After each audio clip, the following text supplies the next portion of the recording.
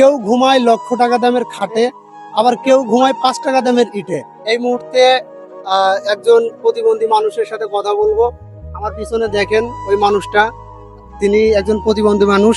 আসেন তার সাথে একটু কথা বলবো এবং তাকে একবেলা খাবারের ব্যবস্থা করা যায় কিনা দেখবো। আসসালামু আলাইকুম। সালাম আলাইকুম। ভালো আছেন? ভালো আছে।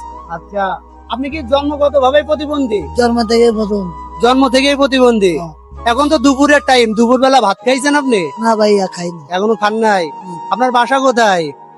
এই কলজি দিঘির ভাত। কলসি দিঘির পাড়। আমার বাসাও তো কলসি দিঘির পাড়, তাহলে আমরা একই এলাকার লোক আর কি। তো এই যে আপনার ছোট ভাই আমি, ঠিক আছে? ছোট ভাই যদি আপনাকে একবেলা খাবার দেয়, আপনি খাবেন? খামো। জাহিদ ভাই, খাবারটা একটু দিয়েন আমাকে।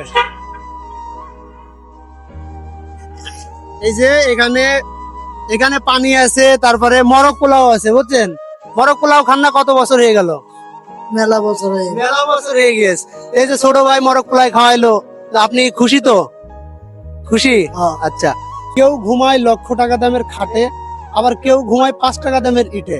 তো ওই লক্ষ টাকা দামের খাটালাদেরকে বলতে চাই, এমন অসহায় মানুষের পাশে একটু দাঁড়ান এবং তাকে একবেলা খাবার খেতে সহযোগিতা করুন। আর এখন ইনাকে যে খাবার খেতে সহযোগিতা করেছে, একবেলা খাবারের টাকা যিনি দিয়েছে, তিনি আমাদের ঝিনাইদহ জেলার 6 নং গান্না ইউনিয়নের বেতাই গ্রামের কৃতি সন্তান জনাব উজ্জ্বল রায় দাদা ভাই। তিনি একজন মানবিক মানুষ এবং অসহায় মানুষদের সবসময় পাশে থাকে।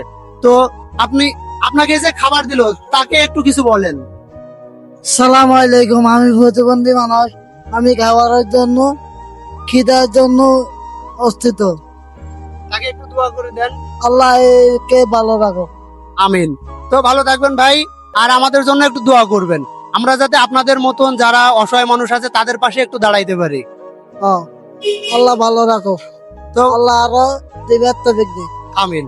তো ভালো থাকবেন ভাই, আসি তাহলে। হ্যাঁ, সালাম আলাইকুম। ওয়ালাইকুম আসসালাম। তো প্রিয় ভালোবাসার মানুষেরা, ভিডিওটা যে যেখান থেকে দেখতেছেন, ভিডিওটা একটু শেয়ার করে পাশে থাকবেন। ধন্যবাদ সবাইকে।